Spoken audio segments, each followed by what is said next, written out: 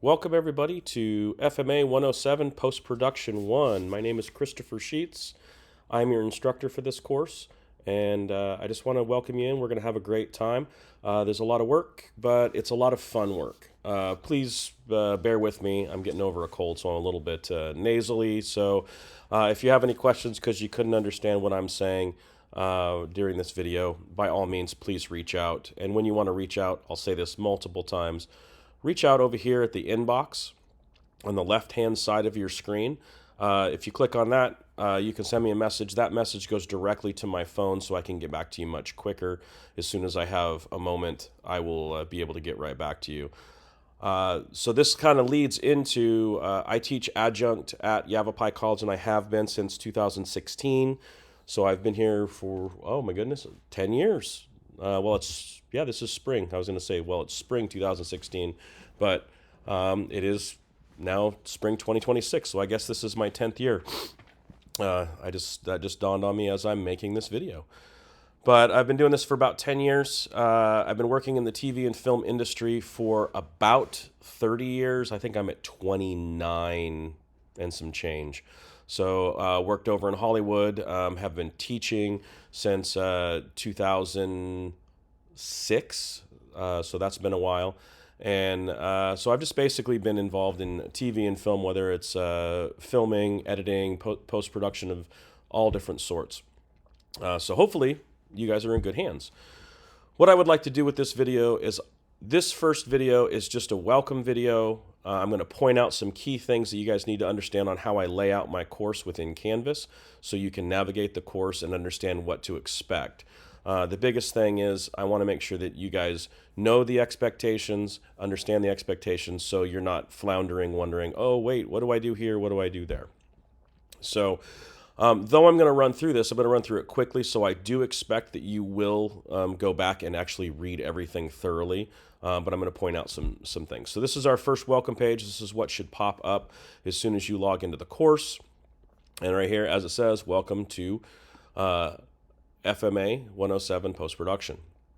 So some key points right here. This is an online course. This is not a course in person. If you thought this was going to be in person, sorry. It is not. This is online only. All your information will be given to you through Canvas, and you'll need to basically get that information, do any sort of extra research, and then create whatever the project is for the week.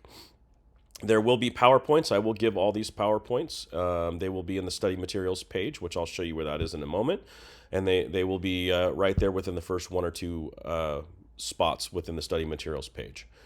This is an 8-week course, so we cannot get behind. It is absolutely imperative that you stay on top of things. I know everybody's got busy schedules, myself included. I'm a high school teacher, and I also teach here at Yavapai College, and I also am working on my Master's of Fine Arts at college. So I'm quite busy, and I've got 4 kids and a wife. So I understand busyness. If there's the one thing that I would recommend for everybody is every week, get your schedule for your week, whether it's your work schedule or class schedules and work schedule. Look at it and schedule the time that you're going to work on each class that you're in, not just my class, but each class that you're in if you're in more than mine. Scheduling, it took me a long time. I probably didn't realize it until I was in my 30s. That scheduling is absolutely imperative. I used to fly by the seat of my pants in my teens and 20s and thought that it worked great, and come to find out if I scheduled, I actually had more time to do the enjoyable things that I wanted to do as opposed to just kind of getting after things. So that's my word of wisdom for somebody that's been doing this for quite some time.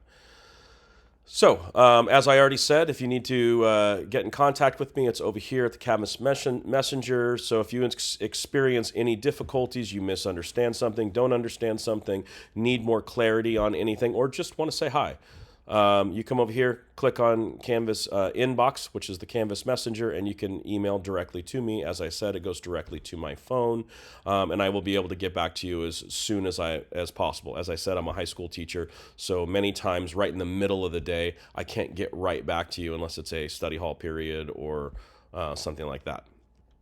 You may have to wait. And by the way, I'm in Tennessee, you're in Arizona. So if you email me at noon your time, it's 2 o'clock my time. I get done teaching high school at 3 o'clock. So I'm getting back to you by 1 o'clock your time. So I'm a little bit ahead.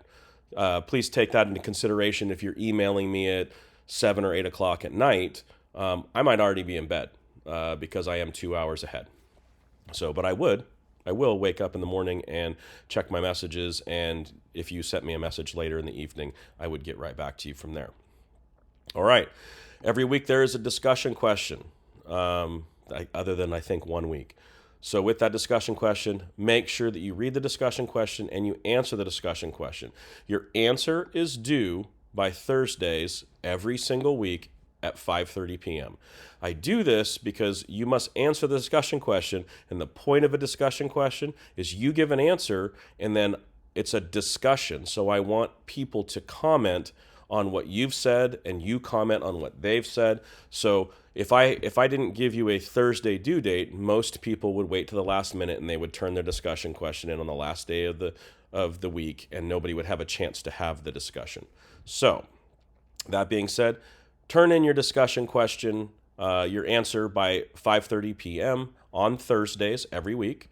And then from there, you are required to give at least 2 separate student posts, so answers.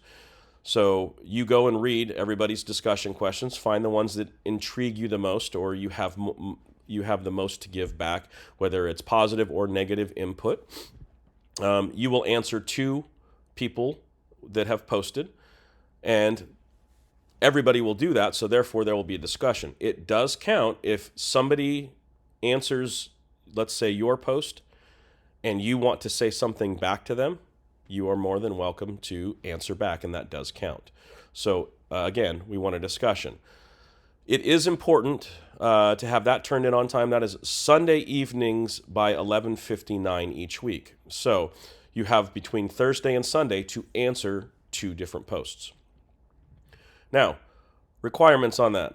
I want more than just nice post or I agree or I disagree.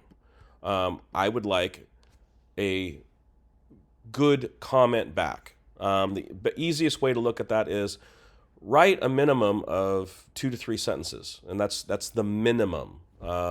If you like something, hey, I agree, and then give more information. I agree. In my situation, I have noticed such and such, and here are the things that I have picked up on along the way, or whatever it might be. Or I read that completely different. I read what you read, and I took it like this, which is contrary to what you're saying. I think this is what it means. There is no reason you can't have a good, solid discussion, a respectful discussion, and even if there's a disagreement. Disagreements are great. Having a disagreement and being respectful to each other and discussing what is going on and what you disagree about can bring more information to light and more understanding. So the discussion questions are really good. I will sidetrack here. One thing that I've noticed through my years of teaching is people learn more about what it is they're studying through discussion than through just reading something and regurgitating the information.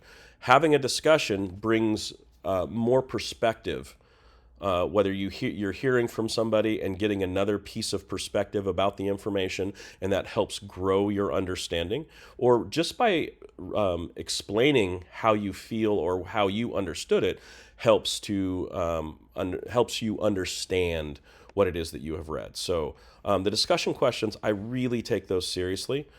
Please spend some time on these. Don't just spit them out real quick. They are important, and I do grade them very seriously. If you just throw something in there, you might not get a full credit. I really want you to think about what it is that what you've read, what you've watched, and then what you're commenting back and what your perspective is. So I've spent long enough on the discussion question, but here it is. Let's see here. This says, let's get started and enjoy the class together. Yes, absolutely. On a secondary note, I'll bring this up a few times. If you're thinking very seriously about some form of TV, film, commercial work, content creation, is what you want to do in the future as a career, I highly recommend the FMA 207, which is the next class after this for post-production 2. It happens right after spring break at the exact same time as this one did. Once this class ends, it starts. When you finish that class, you are pretty much ready to start working in, depending on how hard you work, but working within the industry at a low level, or you're ready to move on to a 4-year university and work on an actual degree.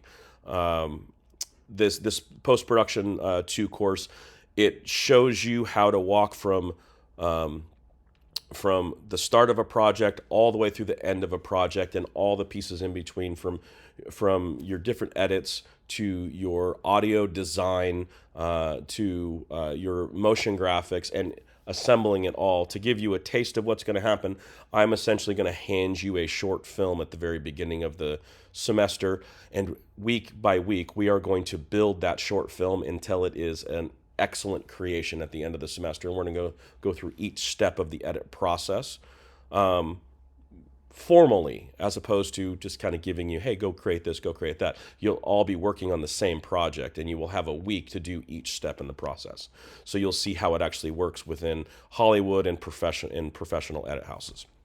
So I will move on from there. All right, so you can come over here to modules, and you can see right here, these are all the pieces of what you'll be doing this week. We were just right there. We are now stepping into this. So this is welcome to class. And the other one was a welcome to the semester. This is a welcome to class. This is what we're going to be doing. So every week, so right here, tip number 1, don't procrastinate. It says it right there. Schedule, as I said earlier. Every week there will be a prior to class. So this week, prior to class, you should read the syllabus. It's kind of hard because class opens and then you're ready to roll. But you're going to read the syllabus. You're going to review this week's study materials and assignments. Basically, this tells you what is going to be due at the beginning of the class. So this week, I'm just giving you information. Next week, it's going to say, hey, your syllabus was due. You're supposed to have Premiere Pro downloaded, or you're supposed to know that you have you can get to the computer lab in Building 1, Room 200 on the Prescott campus. Which makes me curtail into this right here. If you choose to download Premiere Pro, here is a link to download it. There it is right there. It costs for a student, for the first time ever downloading Premiere Pro or the Adobe Creative Suite. It's the same price. Might as well get the whole Creative Suite. It's $19.95 a month for the first time you do that, and that's $40 for the course length. Now, prices can change and vary. When I wrote this and checked the other day, that's what the price was. Now, it could change in 2026. Adobe changes things all the time, so this is a baseline of what it should be. You are going to probably want to download Premiere Pro on a month-to-month basis, which could. They did it before because it used to be cheaper than this. It used to be $9.95 a month a few years back, a couple 8-9 years ago. They suddenly changed it from $9.95 to $15.95 to now it's $19.95. It's not going to surprise me if it jumps up to like 21 or 24. They seem to do that every couple years, and it's due for a jump. So I don't know what they're going to do for their 2026 pricing. It hasn't been released at the time of me recording this video. But the fact is, you need to make sure that you have access to Premiere Pro. And to have access to Premiere Pro, you have 2 different ways you can go about it. You can either subscribe to to the Adobe Premiere Pro suite, and you can pay month to month, and that would be approximately $40 for this class, which is cheaper than a textbook. Please take that into consideration. A lot of people in the past have been like, well, I don't have the money to download it. Well, I don't have a textbook for this class, but you need Premiere Pro. So think of this as your textbook. You will need that. Or there is a computer lab in Building 1, Room 200 on the Prescott campus, it is the art department computer lab. And it is open for specific hours, Monday through Thursday. It might be open on Friday. You need to go to Building 1, Room 200, and go and look and see what the schedule is and make sure that you can use their computer lab. All right? So that's your two ways to be able to take this class. You must either download Premiere Pro and it must be able to run on your computer, or you need to make time to be each week to be able to get to Building 1, Room 200 during their operating hours to be able to use the computer lab. Okay? I have had students in the past go, well, I can't make it to the computer lab during their scheduled times and my computer won't run Premiere Pro. What can I do? There's really not a lot you can do. You need to be able to utilize Premiere Pro, because I am going to be having you turn in your project files so I can review what you've done in your projects. If you use some other software, I may not be able to open it. It's actually likely, because if you can't afford Premiere Pro, you're probably not buying Final Cut or something like that. So I'm staying on this one a little while because I've had this problem in the past. You must have Premiere Pro to take this course. So you either need to download it and pay the $19.95 a month, or if they've changed it since I made this video, whatever the new price is, or you need to be able to get to Building 1, Room 200 on the Prescott campus. Okay, so please figure out one of those two. I will give you a tidbit. If you have a laptop or a desktop computer and you're going to be downloading Premiere Pro, you have to have something fairly new. You must have a minimum, a bare bones minimum of 16 gigs of RAM. Minimum. And you must have a pretty decent graphics card, because this is a graphics program. So if you just have a tablet or something, it's probably not going to work. You need to have a pretty reasonable computer to be able to run this, or else you're going to be constantly telling me, Mr. Sheets, I'm having an issue. It's crashing. It's not running this. It won't open. It won't run my clips. Okay. Secondly, when it comes to this, or maybe it's thirdly by now, take this to the bank. If you're listening to this and watching this and you're starting to doze off, perk up and wake up. I need you to hear this and hear this clearly. Okay? You cannot run Premiere Pro on the virtual machines when you're trying to do a project. Every single semester, I have somebody that doesn't own Premiere Pro and won't buy it, can't get to the computer lab on time, but the IT at Yavapai says, oh, you can run it virtually and get it for free and be able to utilize it. It will not work because it's run over the internet. So essentially, think about this. You have all of the footage that you've recorded on the computer you're using. It has to then send all that footage, information, over to a virtual machine on the Prescott campus, and then back to your computer for every single time you click a button on your computer or click your mouse. So everything you try to do, it has to send the information from your computer out to a virtual machine and then back to your computer, and these are large files. So people are always talking about, well, it's freezing, it won't let me download, it won't let me export, it won't let me do anything. I don't care what IT tells you, because IT has told my students in the past, you can use the virtual machine. It won't work. It won't. The only way you can take this course is if you download Premiere Pro and pay for it, or you can get to the Building 1, Room 200 Prescott campus. If those two things won't work, please contact me, and I'll see if there's anything new that has popped up. But as of last quarter, nothing had. Okay? Not trying to be harsh. I just don't want to run into the problems that I have in the past with students that are unable to take the course and they're trying to make it work. If you're planning on being in the TV and film industry, you probably need a computer, and you probably need Premiere Pro and the rest of the Adobe suite to be able to do those things. It's a wise investment. Okay? As it says right here, you must have Premiere Pro to complete this course. Okay, it's in red. All right, let's move on through here. I've spent a lot of time talking and talking. So assignments due. This will be up every week. So not right now at this moment. The first assignment will be due on the 25th, which is Sunday. So, but there'll always be this section, what assignments are due. And then your responsibilities for this week. So the week that we are going to, your responsibilities are read the syllabus, take the syllabus quiz, read and watch the study materials and lecture, get Premiere Pro on your schedule in place and place an order for it. So, or you need to go into Building 1 Room 200 Computer Lab and figure that one out. I just went through that extensively. Read the discussion question and make a post by the 22nd at 5:30 p.m.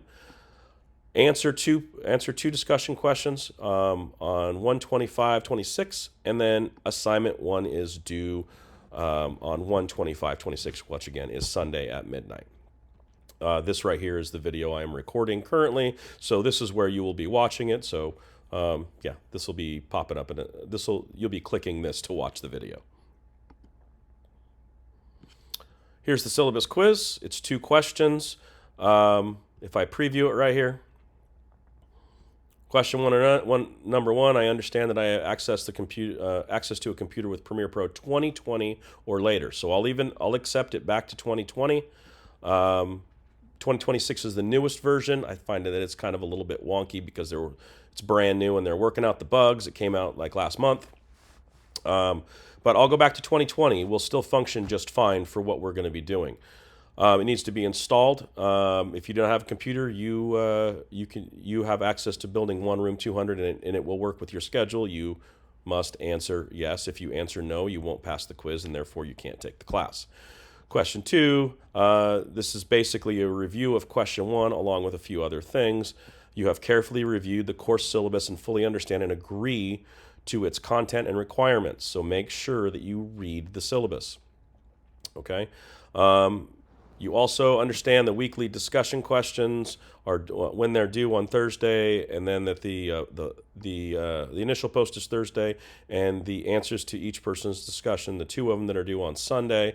If you should require assistance, you will contact your instructor through Canvas Messenger. That's right here. So once you have read that and you have done all those things and you agree to all those things, click yes, and then submit your quiz.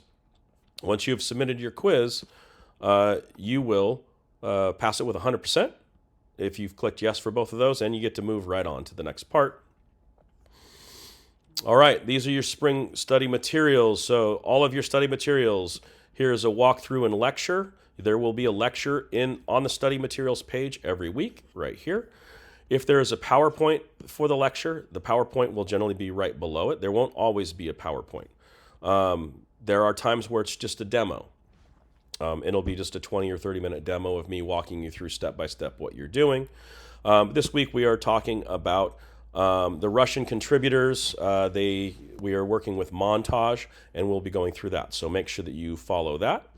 And you have your week 1 PowerPoint right there. If you need to review it at any point, you can open it up and you can look at it on your computer while you're listening. You want to make sure that you watch all of these. Each one of these videos, they're a few minutes long. They're as long as 15 minutes and they're as short as 5. So watch each one of these because, and then you will want to look at the additional study materials here because your discussion question for the week has to do with these. Here's your video discussion question. Okay, so you have 2 to 4 minute video you will be creating, and you will follow this for the discussion question, and you will hit reply and upload it. I'll be going through that. Well, I can just do it right now. Introduce yourself to the class in a 2 to 4 minute video. Answer the questions below within your video. Be creative. Don't just shoot a selfie video with answering the questions. This is an editing course. And that's the one thing I want to focus on. This is an editing course, okay? So I would think that everybody would go the extra mile and they would film their welcome video by answering these questions, and they would try to be creative, whether you're shooting each question from a different camera angle or a different location or whatever it might be, and then you will be editing it together. So let your talent shine. Film some B-roll. Okay, so the first one, Name where do you live and how long have you been there? The city, state, and planet. You don't have to do planet. That's just for fun. But hey, if you live out in the middle of the desert or over in Sedona or up in Flagstaff or wherever you live and you're taking this course from. I had a guy last year that lived in Los Angeles and was taking the course. And so he went down to the beach and he shot a bunch of B-roll of the beach while he talked about where he lived. If you live in Sedona, hey man, go out there and get some really amazing shots of Sedona when you're talking about that. What are your long-term goals with digital film production? If your long-term goals are you're just having some fun and just playing with it, well, maybe shoot a couple shots of you messing with a camera or, vlogging with a friend or whatever it might be. If you're serious about it and this is what you want to do for a living, make sure that you shoot something that looks a little bit more creative because this is what you're planning on doing. Anyway, go through each one of these and think of B-roll that would fit with each one of these questions. You can shoot your answers of you answering the questions and then turn around and go out and shoot the B-roll that correlates with what you've answered. At the same time, one rule of thumb, whenever you watch a documentary, so what this essentially is a 2 to 4 minute documentary with answering these questions. That's really what this would be classified as. When you watch a documentary, how often do you just see somebody sitting in a chair talking? You see them sitting in a chair talking for a minute or two, but, well, not even a minute or two, usually 10 to 15 seconds before they cut to more B-roll. There is generally more B-roll of what they're talking about rather than them just sitting there talking. So that's what I'm looking for. I'm looking for good B-roll. I'm looking for good articulate answers. If you got a lot of O's and ums and, issues there, you may want to chop those out. You can chop those by putting B-roll over the top, and you can cut your answers into short, crisp answers. Okay? So make sure you do that. All right? And then you want to post it here. Move on over. And then our weekly assignment. Okay. Now, for this assignment, and also for the previous with the discussion question, you have a smartphone more than likely, or you have a camera to shoot with. If you don't have either, you need to contact me. I can get you set up with gear from the Yavapai campus. But if you have a smartphone, which will work just fine, or you have your own personal camera, you can use that. Okay. Week 1, montage. Create 3 20 to 30 second montages of Eisenstein's montage methods of rhythmic, metric, and intellectual, tonal, or overtonal. So those are all your montages, which are in your video. Over under your, I'll go back so I can show you. Go back 1, go back 2. All right, your study materials right here. Oh my goodness, Eisenstein's 5 methods of montage. Okay, I'll bet you that video helps with your assignment for the week. So please make sure that you, my internet's slowing down, there we go. Make sure that you watch each one of those because you're going to be asked to create. Okay, so you're going to create 3 20 to 30 second montages of Eisenstein's method of montage methods, the rhythmic, metric, intellectual, tonal, and overtonal. One of your 3 choices must be overtonal or intellectual. Okay, so you must select intellectual or overtonal for one of your 3. Okay, you can select rhythmic, metric, and intellectual. You can select rhythmic, metric, and overtonal. You can select metric, intellectual, and overtonal. You can select tonal, overtonal, and rhythmic, or any combination of the above, but you must select intellectual or overtonal for one of them. Okay? The other two can be any other from the list. You are welcome to use your camera on your phone. Do your best to stabilize the camera so all shots are devoid of unintended shake. So put your camera or your phone on a tripod on stabilize it on a platform. Do something that will keep it from shaking. Don't do the selfie where it's sitting there shaking and you're walking around. Okay, so you need to be able to set up your camera and keep it stable. You need to think about each one of your shots to make sure that you're doing rhythmic, metric, intellectual, tonal, or overtonal. Okay. Shoot and edit 3 separate scenes. Remember, create 20 to 30 seconds. Okay, so each one is a few seconds long. Okay, each scene should use the 5 methods of Eisen, if I can say it. Each scene should use one of the 5 methods of montage Eisenstein theorizes. Okay, so if you've done these, then you'll be able to do number 1. 2, create a title crawl lower third for each montage.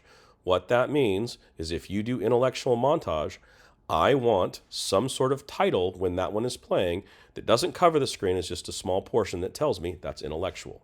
Or if it's tonal, I want it to say tonal. If it's overtonal, it says overtonal. Okay? You need to identify via your lower third graphic, okay? You need to reveal to me which one you think it is. You could shoot overtonal and you actually made it a rhythmic and you identified it as overtonal, and I'll look at it and go, well, that's actually rhythmic, it's not overtonal. Or you could think you're doing something different and you name it wrong, or you name it right. Or if you just leave it blank, I don't know what you've done. You've just created certain things that I can't identify. You must identify each one. Add music. Add a music bed. So background music. Okay. Sound effects, or appropriate sound effects for the 3 montages. Okay, so if you have, some sort of overtonal, and it's a murder mystery or something, if there's any sort of special sound effects that need to be heard, find those sound effects and make sure that they're inserted. Okay, if not, just make sure that there's a music bed, some sort of light music playing in the background that helps with whatever it is you're trying to portray. If it's suspenseful, you need suspenseful music. If it's happy and joyous, you need happy music. Make sure that your music matches what you're trying to say within your montage. Okay. Export all at H.264, 720p24 or better. File and uploads to YouTube. So you're going to upload all this to YouTube. If you don't have a YouTube account, create a YouTube account. You can make every single one of your videos that you create. Okay, you can make every single one of those unlisted if you don't want the rest of the world to see it, and then you can turn the link in, and only people with the link will be able to view it. So you don't have to worry about people viewing your stuff if you don't want, or if you don't mind people viewing it, you can leave it. Normal. Do not set it as private. If you set it as private, I won't be able to view it. Only you can view it from your account. Okay. Down here, these are all 3 different montage examples. So you can watch any one of these and check out your montage examples so you understand what you're doing. Okay. And then I believe that is it for the week. It is. Then we go on to week 2, multicam. All right. So that was a lot. This video is probably 30 seconds long or 30 minutes long. The biggest thing here is read everything, watch everything, and make sure that you understand what we're doing. Again, this is an online course. You have the vast resources of the internet to find out and fill any gaps or holes that are created. Okay, so if I give you all the information that I have for you, but you have certain questions, by all means, use AI to answer some questions. Use Google searches to answer questions. Go to YouTube, search other videos that may give you more information. Okay, this is a college course. One of the biggest things that I like students to understand in a college course, I'm not here to hand feed you every single piece of information that you will need. I am here to give you the vast majority of the information you will need and give you the assignments to help train you with those resources. But you also have to go and you have to dig and find things for yourself, because this is a creative course. You need to be able to be creative and show your creativity. So please don't hold back. All right. That is it. I'm going to wrap up this video. I've been talking for a long time. You'll find out throughout the semester I am a talker, and my videos sometimes will run longer than they need to be. But I do try to give you as much information as possible. So again, read each page, watch all the videos, read your syllabus, and complete each task. If you have any questions at all at any time, please contact me via the inbox over here on the left-hand side. I am more than happy to get back to you. If we ever have a problem and I need to arrange a time to Zoom with you, to show you something or help you through something, that is absolutely not a problem. I am more than happy to do so. I am here to help. I am not here to try and make things difficult. I want you guys to excel and learn and be the best that you possibly can be. That is my goal. All right. So again, reach out to me at the inbox if you need. Read everything. And if you have questions, just get back to me. This is going to be a great course. I am looking forward to seeing what you guys create for this semester. And we will go from there. Have a great week.